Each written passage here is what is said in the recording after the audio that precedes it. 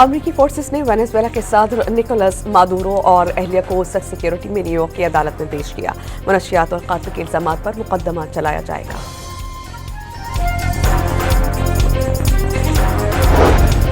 مستفیض الرحمان کو آئی P L سے نکالنے پر بنگلہ دیش کا بھارت کو بھرپور جواب دینے کا اعلان۔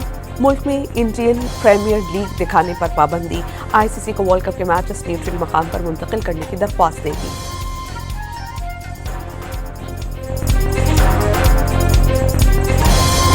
وزیر اعظم شہباز شریف کا اسلام آباد میں بنگلہ دیشی ہائی کمیشن کا دورہ۔ سابق وزیر اعظم خالدہ ضیاء کے انتقال پر تعزیتی خطاب میں تاثرات درج کیے۔ کراچی کو بڑی تباہی سے بچا لیا گیا۔ حساس انٹیلیجنس ادارے اور سی ٹی بی نے بلدیہ ٹاؤن سے 2000 کلو گرام سے زائد بارودی مواد برآمد کیا۔ 3 دہشت گرد گرفتار۔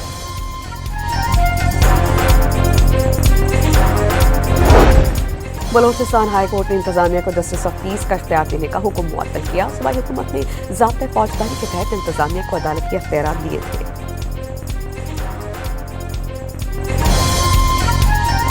لاہور کی نجی یونیورسٹی میں دوسری منزل سے کودنے والی طالبہ کی حالت تشویشناک۔ علاج کے لیے اسپیشل میڈیکل بورڈ قائم کر دیا گیا۔